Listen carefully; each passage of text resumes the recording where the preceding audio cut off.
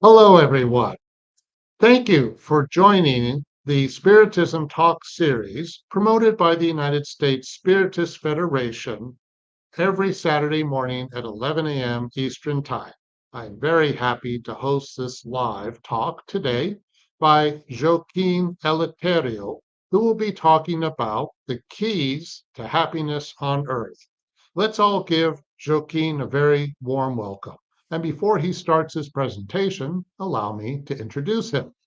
Joaquim Eleuterio is a member of Neecafla, a Spiritist center in Brussels, Belgium, where he teaches courses on Spiritism principles and works as a medium.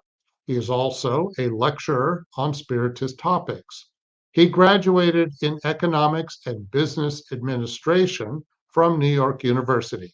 He also has a Master's of Arts degree in business administration and management from Boston University. In addition, he has a Master of Arts degree in international relations from the Free University in Brussels. He is also a classically trained musician and a U.S. Army veteran. Please take this opportunity to send your questions during the presentation using the chat window. Joaquin has reserved time to address your comments and questions once he concludes his presentation. Hi, Joaquin. It's nice to have you here. Hi, Peter. Nice to be here. Great. Thank you for It the is all yours. opportunity. Yes. So I can start. Okay. First of all, before I start, I'd like to give you a disclaimer. I'm an incarnate spirit, so if I had a recipe for true happiness on earth, I would be extremely happy, in fact. The idea here is that I'm going to try to give you some suggestions as how you can be happier here while we're here. So let's start.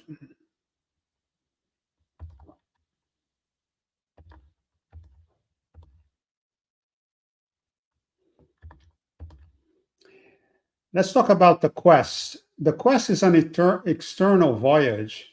This voyage started when we were created by God as a spark of God, and it will continue until we reach a proximity of God while we learn and while we develop our spirits and our morality. There is also an internal voyage. That is, we need to learn who we are as spirits. We need to travel within ourselves in order to know how we behave and why we behave a certain way.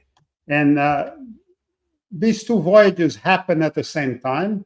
And the internal voyage actually supports the external voyage. The external voyage is obviously comprised of various incarnations and various periods in the spiritual dimension. The objective of the external voyage, of the final voyage, is the proximity of God, where we will be in a divine world where matter would not exist anymore, things would not exist anymore, where we become pure spirits, where we would be near Christ, and there would be absolute happiness. And absolute happiness in this world, divine world, is there for us.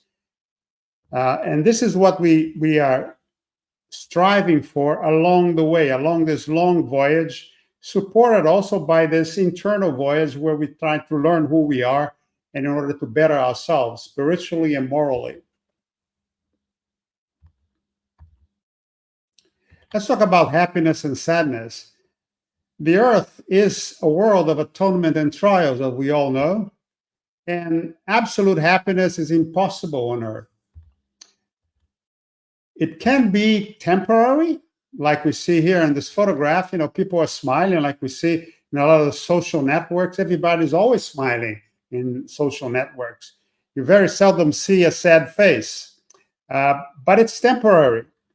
And it also unstable, and coexistent without, there are periods where you have happiness and sadness coexisting. As you can see here on this photograph on the right, you have dark clouds, and at the same time, you have a beautiful rainbow.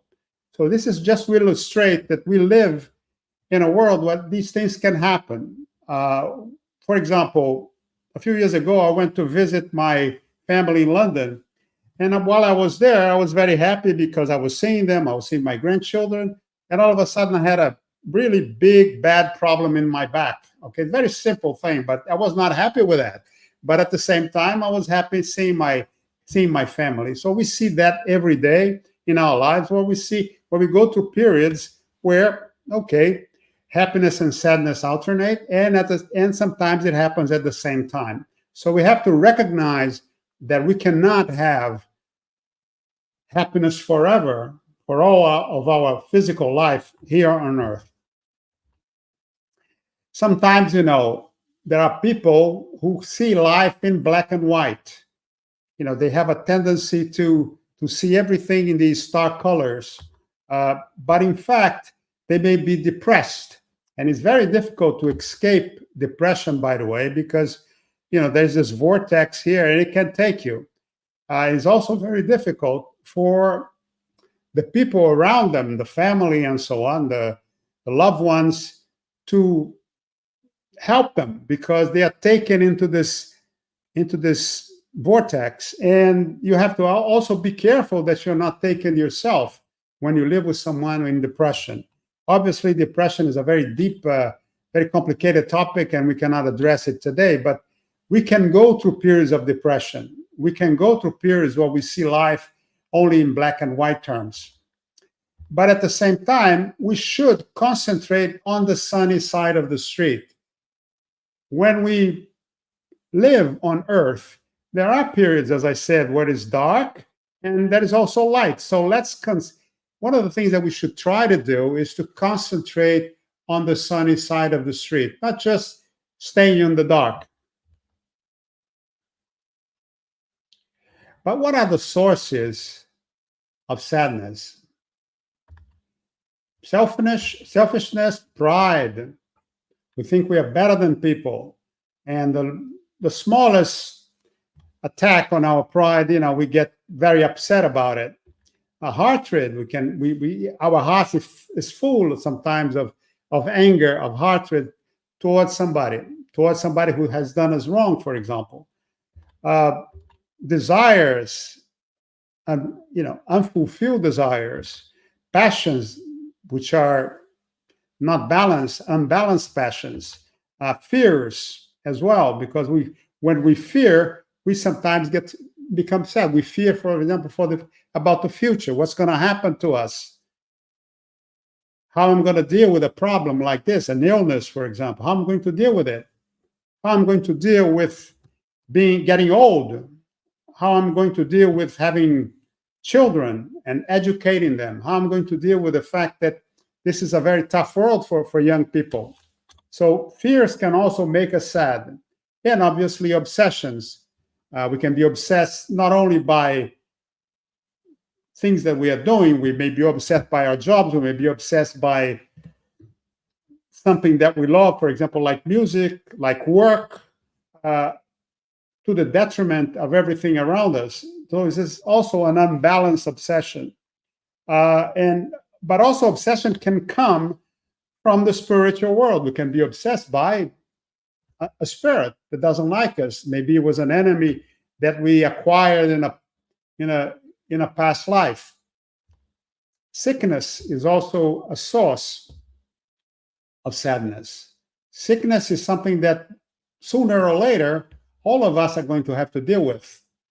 And I can assure you that we can be happy even during sickness. We can be happy. We just have to try and work on it, etc. What are the origins? The past, particularly the past, our periods in the spiritual dimension, our previous incarnations, our current incarnate life. For example, if we have had a trauma in this incarnation, that may reflect on the way we behave later on, because we will be dealing with that. And sometimes, we have trauma and we put it away somewhere in our unconscious, for example, but it's still there, and sometimes it's doing a lot of damage to us. And also the sufferings that we made in previous incarnations, or the suffering that we made other people feel in other incarnations, and that created some guilt. Sometimes we arrive at an incarnation, we are full of guilt. We are spirits which have guilt. So we are here sometimes to try to solve this guilt, to deal with it. As you can see here, there are many walks in the forests of life. Each incarnation, there is a structure where you see here, for example, on the left, you see trees, you see a way, a path that's going more or less straight. You cannot go through the trees, but you can choose, for example, to go on the left, to walk on the grass instead of walking on the path. These are the choices that you have. On the right here, you have a more difficult walk through the forest, where you see a small stream here on the right, but there's a rock here. You have to go through that. It's a little bit more difficult than one on the left. But this is the way one can look at and think of a particular incarnation, because there are structures which are there. They are pre-programmed, if you like, and we have to sort of deal with it, go around it, go over it, cross it, and so on. So this is what sometimes creates problems for us, because we have to, how do we climb this rock? How do we cross that river? And so on. The causes. Mainly it's our bad choices, because there is, in Spiritism, we don't consider that there is sin. There are just bad choices. We made mistakes, but we are responsible for our choices. We are always responsible for our choices.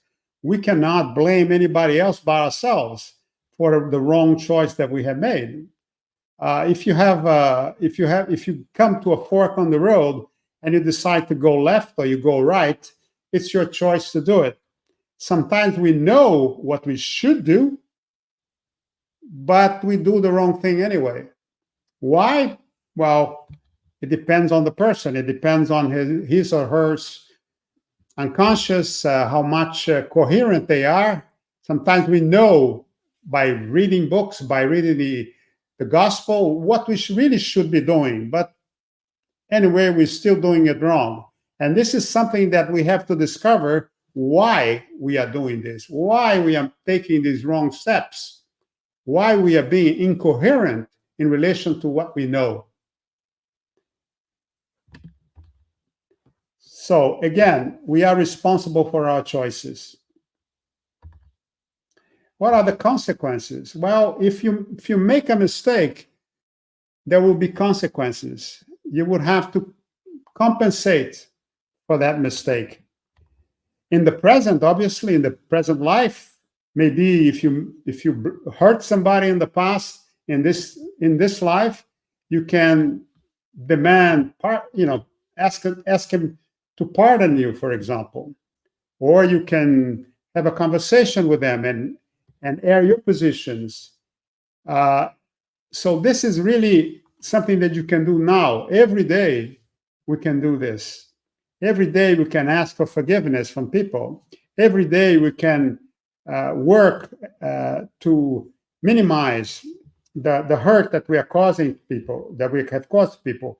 We also sometimes have to do compensations in the future, in a future incarnation, for example, if we cannot do it in the future of this present incarnation. So this is what we have. And sometimes we also have to compensate and find a solution in the spiritual dimension. This is particularly true of people, for example, who have done us wrong. and that we carry this boulder on our shoulder about these people. If, for example, you have a parent that was not perfect, that caused you a problem, and for some reason or another, you were unable to forgive them. Sometimes when they go to the other side of the mirror, the only way that you can find a solution, that you can find forgiveness, is through prayer. Sometimes there are communications that you can have in a mediumship meeting, but this is very, very rare.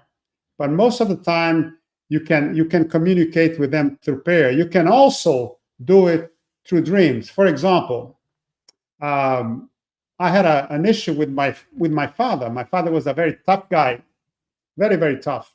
He was a Brazilian, but he smiled about once a year around November or December. And he instilled in his children, principally the male children, that we had to be tough. The world is difficult out there and you have to be tough. So we had a very complicated relationship. And obviously when he passed away, I still had these problems with him.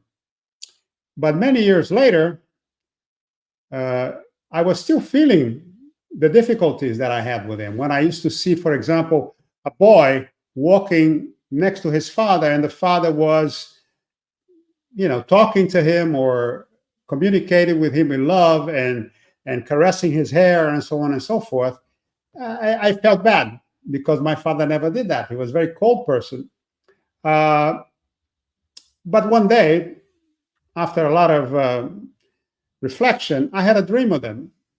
And in the dream, we came to an agreement. We came to forgiveness. So it can happen also in the spiritual dimension. I believe that was a dream that happened to me in the spiritual dimension.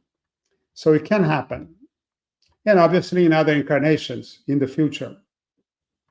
You can also find compensations there. Free will. Now this photograph shows a balloon. Now a balloon allows you to make choices, right? You can put more fuel into the balloon, you can let out weights, and you can try to govern, but sometimes there is a wind, and the wind will take you where you don't want to go. So free will allows us to choose, but it doesn't mean that it will always take us where we want to go. And every time we arrive on an incarnation, we arrive with what's called luggage. And we have a lot of luggage from previous lives. And here in the picture, I said a lot of old luggage, but you arrive with that. And sometimes you also have luggage on departure because you were not able to find love, to compensate for the errors that you made, and you were not able to find to pardon people and so on and so forth. So you still have luggage when you leave. And sometimes you also add luggage to the luggage that you already brought in. And at each step of a particular incarnation, we have certain spiritual states. When we arrive in a particular incarnation, as a baby, we have a spiritual state. Those of us who have had more than one child know that each one has already sort of a biological spiritual personality. One of my daughters, for example, she was always sharing things, always sharing from the time she was a baby. The other one, well, what's mine is mine, what's yours we share. So I love them both, but they're different.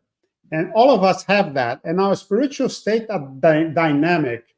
They change each and every day as we learn, as we study, as we suffer.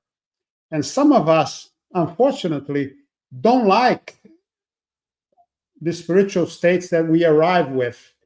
And in tragic cases, they will probably be their own worst enemy throughout life. And this is why sometimes you have people who commit suicide over a long period of time.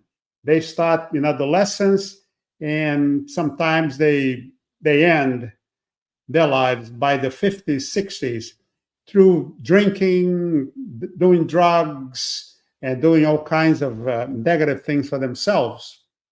So our spiritual states are dynamic. This is very important to remember. We are free because God did not create puppets. We are free to make mistakes. You can make mistakes. Sometimes, a good spirit will tell you in your ear, don't do this. But, you still want to do it. We are free to increase our difficulties. We are free to increase our suffering, to have vices, not to correct our shortcomings. We know we have shortcomings. For example, we may know that we have a tendency to violence, but we still are unable to control our behavior.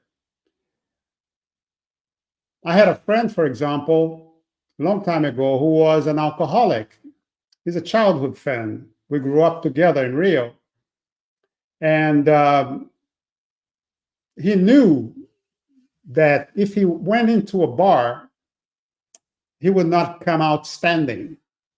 He would not come out standing. So what he did is he crossed to the other side of the street when he saw a bar. So he became aware of the fact that, and he accepted that he was an alcoholic. So this first step that he took helped him then to find the strategies to avoid the very negative consequences of being an alcoholic. We are obviously free to increase our liabilities. We can make additional mistakes to the ones we made in previous lives. To refuse to help people, to atone. Sometimes a child is born within a family to give the parents the opportunity for atonement, to compensate the errors they made in the past. But some parents will still continue to make mistakes. Or the other way around. The child is born there to help the parents, to help them in their quest for betterment, for spiritual development. And sometimes, the child, when it grows up, it refuses to do that. And sometimes we forget the commitments we made before we became incarnate spirits. Because every time we are about to come into a material world, there is a plan, and we have to find ways to live that. And we almost always make commitments. It is very rare that an incarnation is imposed on a spirit.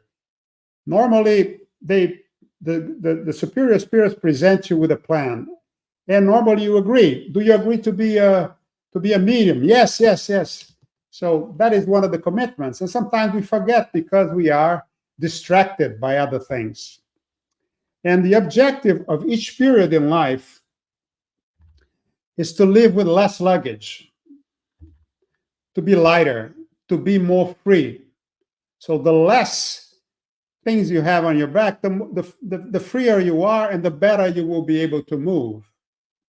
It's a story of a Buddhist monk and a backpacker. They were walking along a trail somewhere in Asia, and the backpacker all of a sudden noticed that the monk had nothing on him.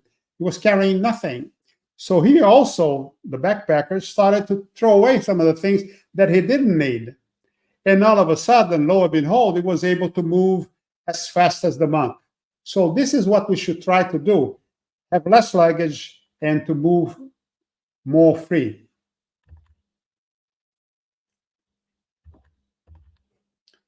We can also, as I mentioned before, we can make additional mistakes. We have more liabilities, as you see here. You increase, you have a ball and chain behind you, and you can have more trials and atonements. But a trial or an atonement is not synonymous with sadness. You can be happy during trials and atonements, because we are in a world where it is naturally to be in the situation where there are trials and atonements, and you have to be happy within these periods. You can be happy within these periods as well. Let's talk about the lessons.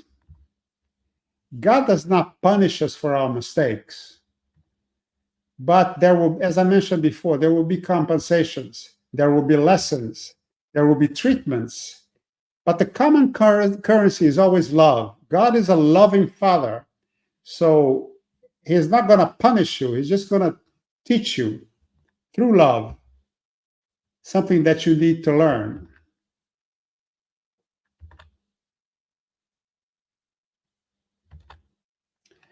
Lessons in love during the present incarnation, we have them all the time.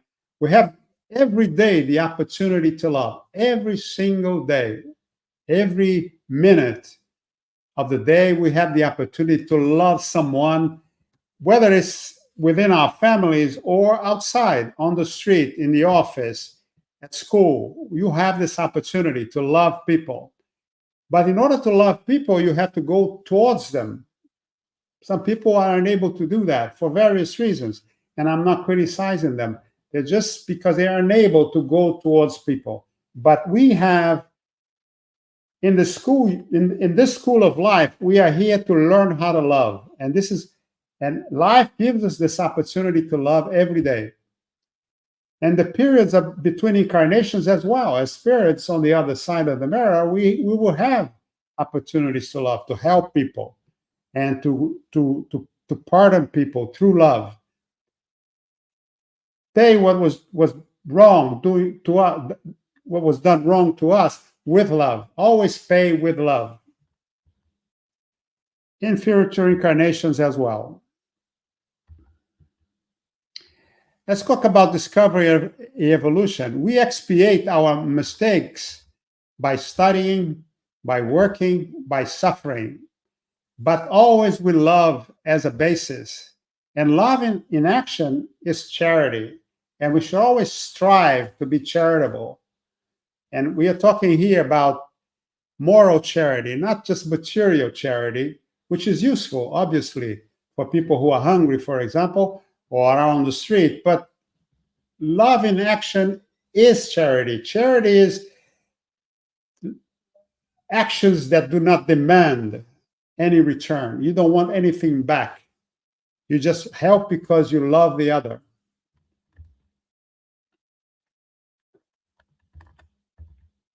We need to discover our conscience, because our consciences are pre-programmed. They are there already. All we need to do is to look for them and open them. And one of the ways, for example, that I do it is when I read a good book, a good Spiritist book, for example, the Gospel.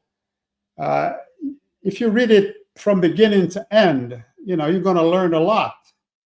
But if you start again a second time, every time you come to a particular chapter, you realize that what you learned the less time has increased. Or when you open it casually, any page at random, you will fall on a passage that you already read in the past, but all of a sudden you learn something new. So this is how we discover our consciences. And we need to change our interiors. We need to change who we are internally. 90% of what we are is not conscious. 90%.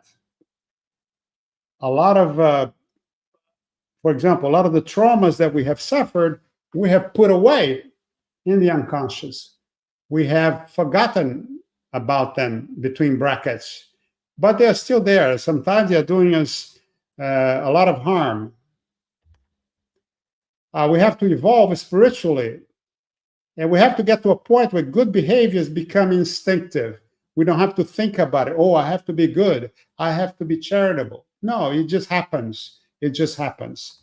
And this is where there are no shortcuts, really. You have to, first of all, know what your weaknesses are, work on them, but at the same time, you have to be always working with the good sentiments that would allow you then later on in life, or in another incarnation, or in another period outside of an incarnation, for good behaviors to become instinctive.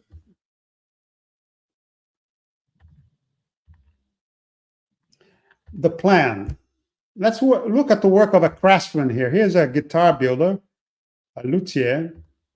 For a good craftsman, there is knowledge, there is experience, and there is time.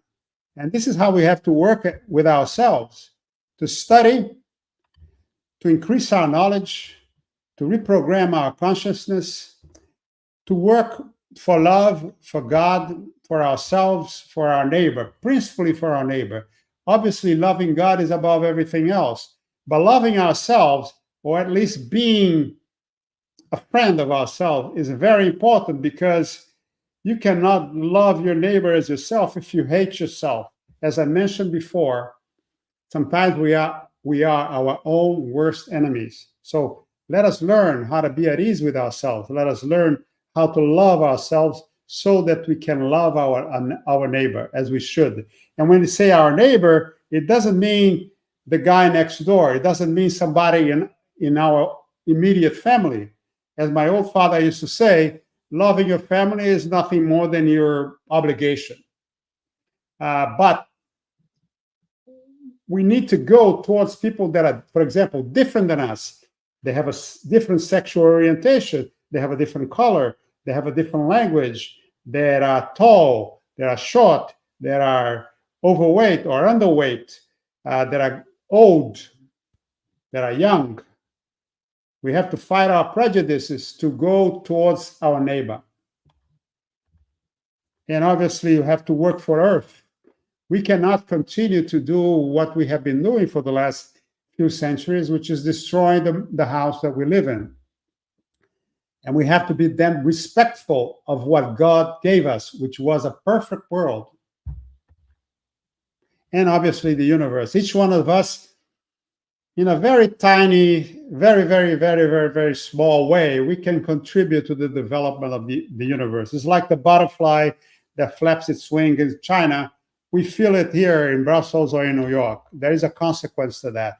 So we can work towards the betterment of the universe.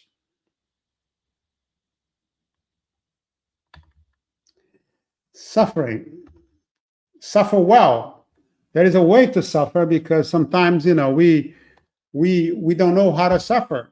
We are going to suffer one day or another.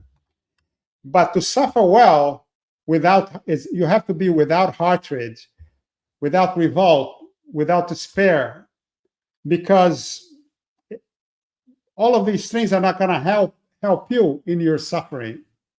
And even when you are suffering, you can still love other people. You can still help other people. When you go, for example, for an extended period in a hospital, you almost know for sure that there are people there which are most likely worse off than you. There are also a lot of spirits wandering around, confused. Some are coming in, some are going out, some are lost. So you can always pray for them, for example, even if you are yourself suffering. We have to accept our suffering and learn our lessons. And obviously, we have to expand our capacity to love. I've talked a lot about love, and I will talk until the end. One of the objectives of the incarnate life is to expand this capacity to love, because we are supposed, for example, to pardon people without any memories. We have to pardon people on the absence of memories. So we are not influenced by what we did to them in the past or what they did to us. But we still have to find this capacity to love them, this compassion towards them. For example, if they were our enemies in the past. We have to detach ourselves from matter, from things, from stuff. Detach ourselves from the means. God gave us a lot of means on an incarnation. But the means are not the objectives. Our cars, our houses are not the objective of our incarnations. They're just the means. And the means of for what? For spiritual development. This is why we are here. This is why we have these means. And we have to understand also the lessons that we see from our bodies, because the body is a great teacher. It will teach you a lot of things like patience, like humbleness, and so on. And obviously, we have to give more importance to spiritual life. We are here to develop our spiritual life and not our material life. We have to seek balance, seek moderation of desires, of defects, of passions. Unbalance, passion is a neutral sentiment. But if it's unbalanced, if it dominates your life, this is all you want to do, it's all encompassing, then it's negative for you. And we have to correct our defects as well as we can, and correct our vices if we have any.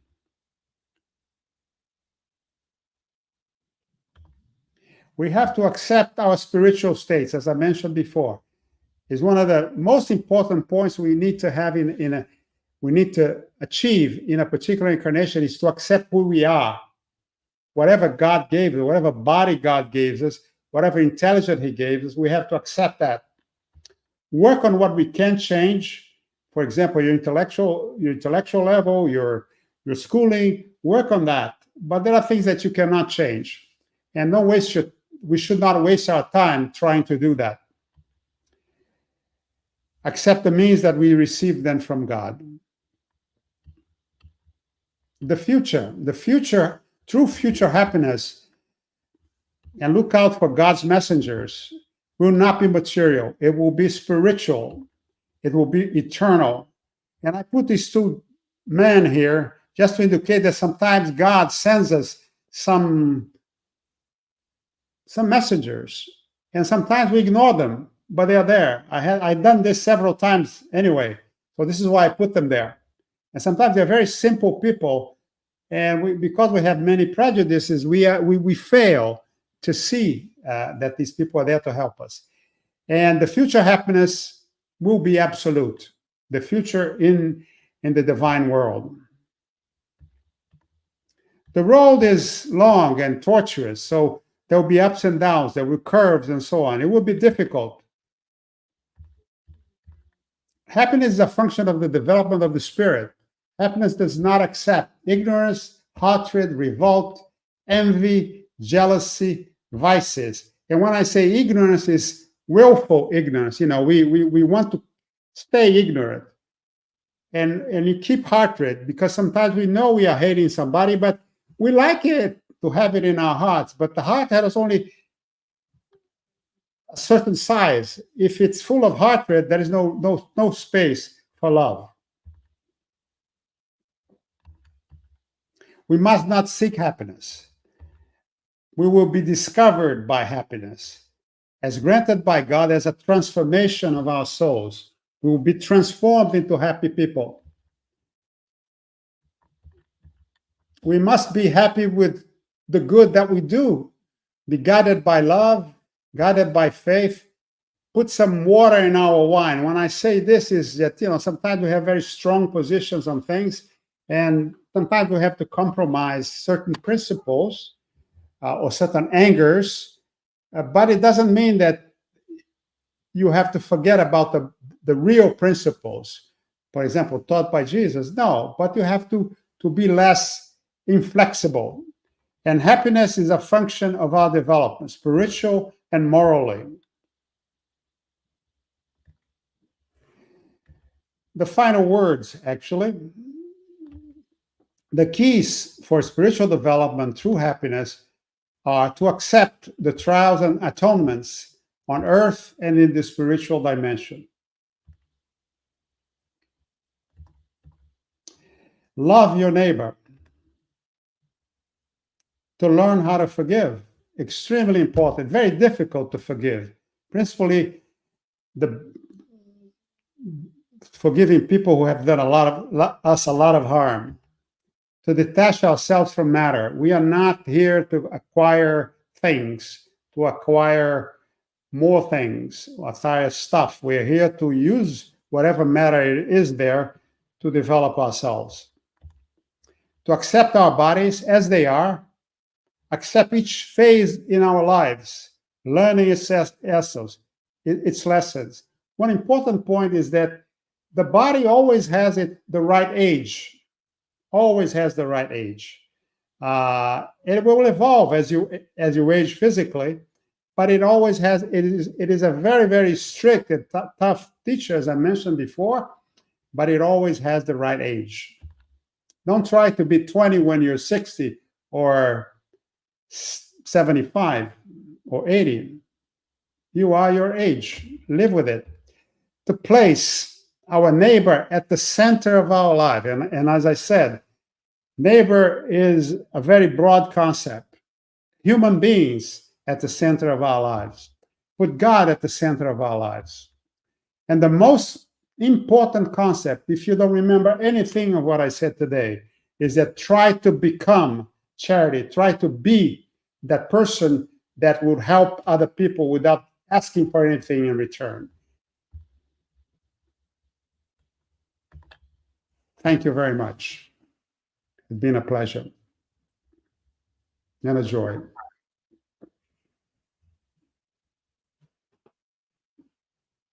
Thank you, Joaquim, for these wonderful reflections. There's certainly a lot to talk about. So please stay tuned for the Q&A session. But first, there are some announcements. First, Introduction to Mediumship, a free virtual course for beginners. The U.S. Spiritist Federation is thrilled to invite individuals eager to explore the realm of spirit communication according to Spiritism. Check out the new course at learn.spiritist.us or scan the QR code on the flyer. Second, please join us for the 18th U.S. Spiritist Symposium. It will be held on Saturday, September 21st of 2024 in Boston. The theme is Life Through the Lens of Immortality, Philosophy of Spiritism. Third announcement. Please check out the podcast-like series Psychology and Spirituality, a bridge to a better life based on the works by Joanna DeAngelis. A new episode appears every Friday at 7 p.m. Eastern Time, available on YouTube and Spotify. And the Spiritist app, Be My Hope, is available now on the App Store or Google Play. This app offers uplifting content in a collection of videos, daily messages, and audio materials. Download it now. And finally, on the screen, please note there is a QR code. If you want to help the USSF produce more publications and promote Spiritism to everyone, please scan the QR code on screen for your donation. Okay, so we'll now begin our question and answer session, and let's see what we have here. From the U.S. Spiritist Federation. How can Spiritism help us learn to cope with despair in which we feel the struggles we are facing right now will never end? Yes, this is a very complex question. Sometimes when we are facing with a difficult journey or difficult period in a journey, and this, it seems that it's endless, and we can despair, but we can be sad, we can be walking as if there is no hope. But Spiritism gives us that hope because it tells us that you can be happy through periods of sadness, that there is an absolute happiness at the end of our travels through the various incarnations and periods in the spiritual dimension. But even within a particular incarnation, we can try, first of all, to look at what makes us so sad. What makes us despair. And sometimes, when you look at these factors, you see that there are actually three pillars which are very important. The first one is biology. You were born sometimes with a certain propensity to do certain things. Propensity, for example, to be depressed. I have met many people who are bipolar, for example. Science can help them, Spiritism can help them, but it is a struggle. It is a struggle. So that is the first thing. The second one is that there is the psychological dimension. In psychological dimension, you can work on it yourself, or you can work with a professional, a psychiatrist, a psychologist that will help you find what are the triggers of your sadness, what are the triggers that make you so angry. I'll give you an example. I used to, one day I was driving here in Brussels, a very quiet town, and several years ago, and I had a very big car, and my car, 5 meters in front of me, 5 meters to the left, 5 meters to the right, 5 meters to the back, were my personal property. Any person, particularly male person, who crossed that place, I used to get very angry. And one day, a couple of young people entered into my private space very, very quickly.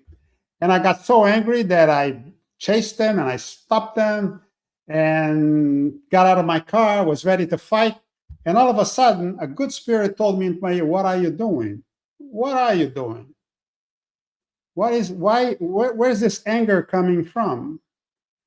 So I said, "Well, okay, sorry, my mistake, my bad." And I walked away. And I then said, "Well, I cannot go on with this anger. I need to find some help." So I went to find some help with a psychiatrist, with a psychoanalyst, which used a particular technique from Jung that helped me a lot.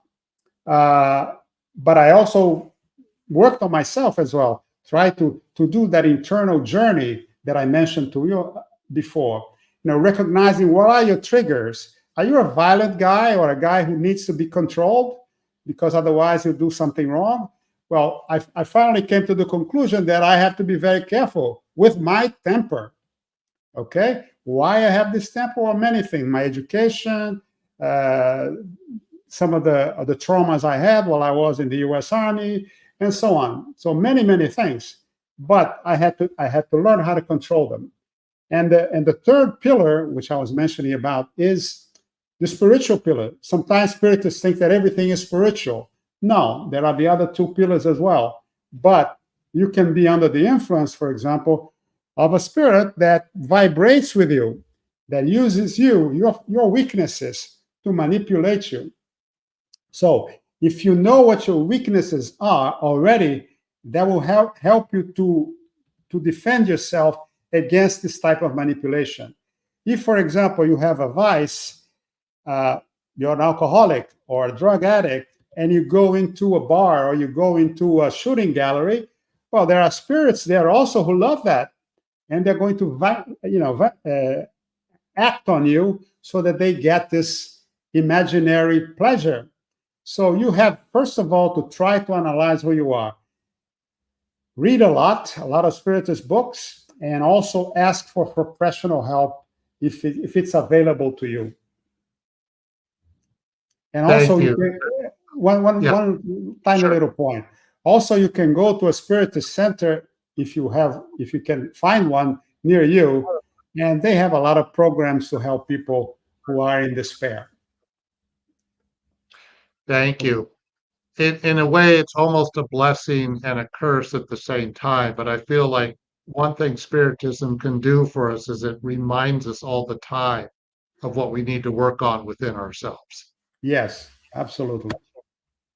Okay, next This is from Yasko Arkava. Hi, Yasko.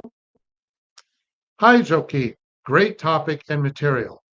I think we have to practice and learn how to, quote, reconcile with our adversaries while walking with them, otherwise, end quote, as devised by Jesus.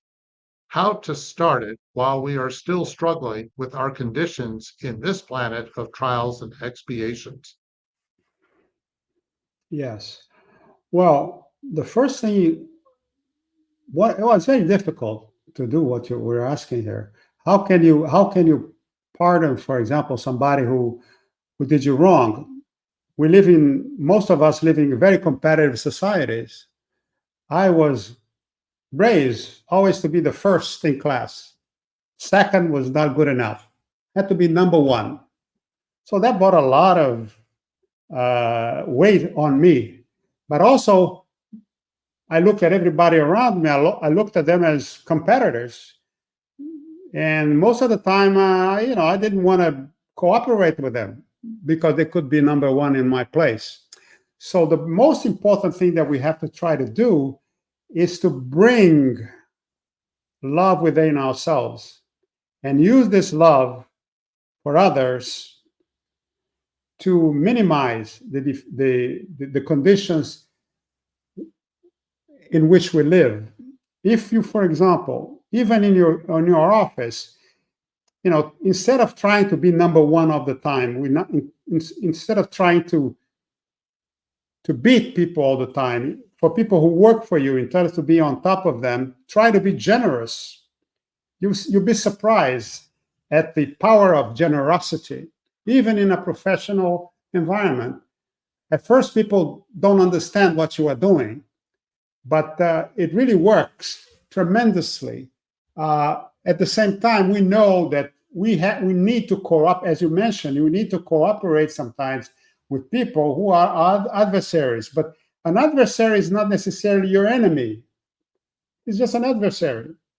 We look sometimes as at adversaries, at people that we have to slay. Sometimes you have also to try to at least understand what is motivating the other guy. Sometimes he has a wrong image of who you are, and you have a wrong image of what he is or she is. So I think dialogue is very important.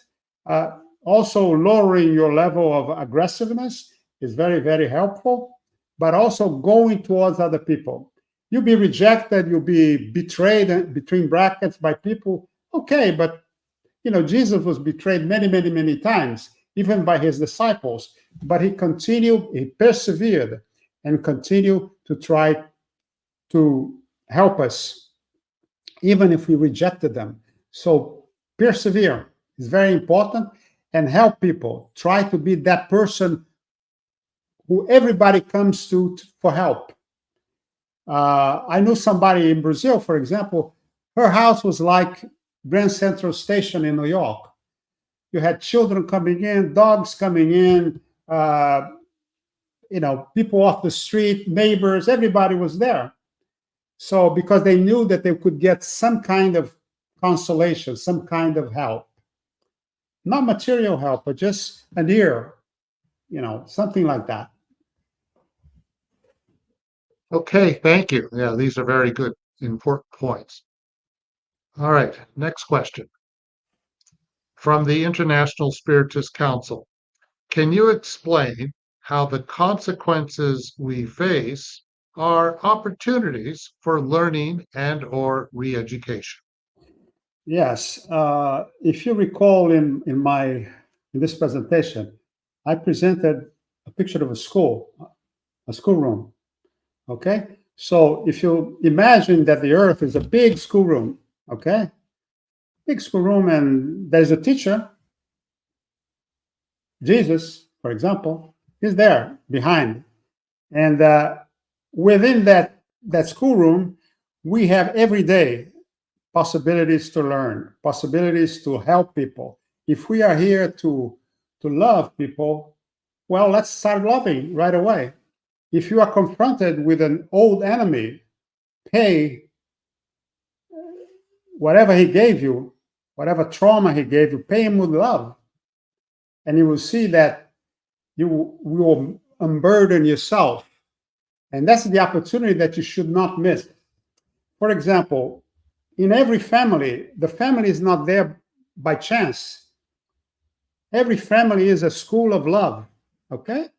Now, but if you, for any number of reasons, decide that it's not the focus of your life because you are preoccupied with your paycheck, or you're preoccupied with your career, or you're traveling all over the place, well, then you're missing a lot of opportunities to love, a lot of opportunities to learn. You can also learn from negative things that happen to you. One friend of mine, a long time ago, he had a near-death experience where, he died for a few seconds. And he told me that when he got down there, the guy said, well, it's not here, go up. And then we went up. The guy's dad said, well, it's not your time yet, so go back to Earth, learn some more, okay? So in that particular situation, this friend of mine was in the hospital for 3 weeks. And his day was divided into 3 phases: before family arrived, when family was there, and after family left. So he realized then that his family was the center of his life, one of the centers of his life, which were not, they were not in the past, because he was preoccupied with his career. So he learned something. So let us learn from the difficulties that we have. That awful boss that you have at work, that terrible person, the least he's doing to you is to teach you how to deal with the next one coming along, okay? Which you'll be able to deal better because you had this guy first. So this is what we should try to do. Look at every adversity as an opportunity to develop ourselves, to improve ourselves, and to go forward. Thank you. That's a fascinating example about the near-death experience that your friend had. Okay, this one's from the U.S. Spiritist Federation. What is the relationship between happiness and forgiveness? You did touch on forgiveness. Yeah, well, when you have some kind of unresolved relationship with someone because of a trauma, because of something that you did to someone in the past, or that person did to you, that situation has to be resolved at some point in time. It will be resolved at some point in time, in the time of God, either in this incarnation or in a future incarnation or in the spiritual plane. But each time you have a negative feeling towards someone who did you some wrong, you're basically carrying a burden on your back that is not helping you to move forward, that is slowing you down. So if you want to move faster, do like that guy that was walking with the Buddhist monk. Forgive and take out some of the burden from your back. And when you, it is very difficult sometimes to forgive, very, very difficult.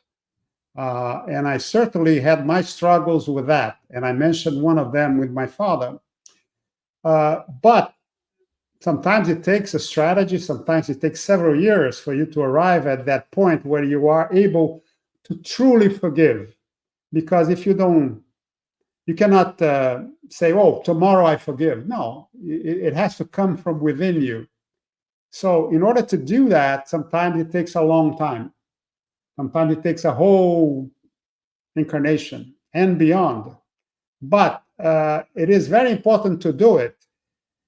One of the things I did, very practical, very simple and simplistic, was to make a list of all the people that I had issues with, from the lowest to the highest, and started working on the lighter ones, trying to forgive all of these little things, all of the, because I was very highly sensitive at some point in time. And I tried, forgive this guy, forgive that person, and so on and so forth. And finally, I was able to concentrate on the big ones. But obviously, it's a process that takes time because, as I mentioned before, because you have to reprogram yourself. Sometimes you think you're the victim, but in fact, you may be the on the contrary, you may be the butcher, the guy that caused the problem to begin with. So sometimes you have to reprogram yourself where you stand in this equation. But it's important to continue to persevere, to continue to know yourself, and to see that forgiving is something that you should do not only for the other person, but for yourself. One of the things that stop people from forgiving is because they have too much pride. If you ask for forgiveness for somebody and that person said, go away, all I can tell you is that your situation has not changed. You did not have a good relationship with him before or with her before, so you still don't have a good relationship. But it doesn't touch you anymore. You have done what you could. Sometimes that's all you can do. Okay, thank you. These are very good, important points. Okay, I believe this will be our last question. From the U.S. Spiritist Federation, there are times when free will requires a lot of courage. Is this true? If so, how? How can this affect happiness? Yes. Well, um, free will is obviously a philosophical abstract concept, but free will means that you act coherently. If you have learned, if you adopted certain principles, you have to act in accordance with them. And sometimes you are confronted in the real world with situations where there's a challenge to your core beliefs. Now, if it's a core belief, a real core belief, then you have to act according to what you believe, whether it hurts people or not, whether your entourage likes it or not. This is being coherent. And I remember a few years ago, there was a terrorist attack in Oklahoma City where a federal building was destroyed and many people died. And one person was apprehended and convicted and sentenced to death. And the state of Oklahoma, in conjunction with the federal government, because it was a federal case, allowed the families to observe the execution of Timothy McVeigh, which was the terrorist. And most of them said, yes, I will do that. I will be there, sitting there, seeing this guy die. But one of them, who had lost a child and a grandson, said, no, I would not do that. I have forgiven him. I'm sure it was very painful for him to do that, but he acted according to his beliefs. And this is what we should do, act according to our beliefs. If the belief is not well grounded, then you will find excuses not to follow it. But if it's well grounded, then you will be happy with your decision. Sometimes, obviously, there is, for lack of a better term, because it's overused, collateral damage. There can be, obviously, but you have to persevere with what you believe. Thank you, Joaquim. You're welcome. And thank you, everyone who has participated in the Spiritism Talk series. Next Saturday at 11 a.m. Eastern Time, don't miss our next live when Regeni Planner will be discussing challenging science, the transport phenomenon. Joaquim, before we close, can you please do a prayer for us? Yes, it'll be my pleasure.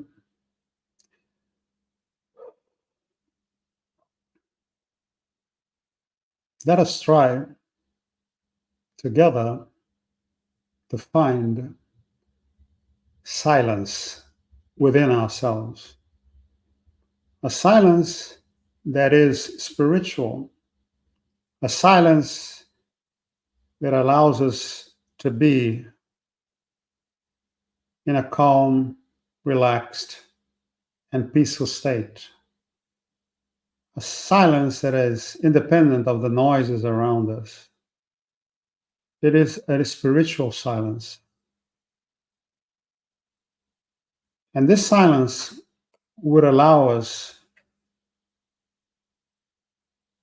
slowly to get in touch with our spiritual self, with our spiritual essence. And here, in this temple of love, of calm and quietness, of hope, we can feel the vibrations coming from all over the universe, good vibrations of love, of hope, of compassion. And we can then send our thanks, our love to all those spirits which are together with us today, whether they are incarnate or disincarnate. Let us also send as much love as we can to all of our brothers, sisters, who are suffering throughout this world. Those that are suffering in wars, those that are suffering running from revolutions, running from hunger, running from oppression, running from pain. Those that are with their families on the oceans, trying to find a better day for their children. Let us also send our love to these people, to these incarnate people, so that they can still keep hope in their hearts, so that despite their trials, they will not fall prey to anger, fall prey to despair, fall prey to hate. Let us also think of our spiritual brothers who are suffering on the other side, on the spiritual dimension. Let us send them a lot of love, a lot of hope, so that they can move towards the light, so that they can accept the lessons that are being given to them.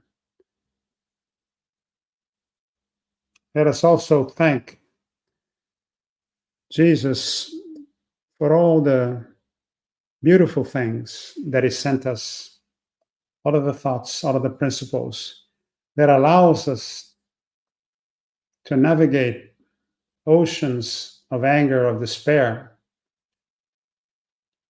and that lead us towards a better day, a better planet, the divine world.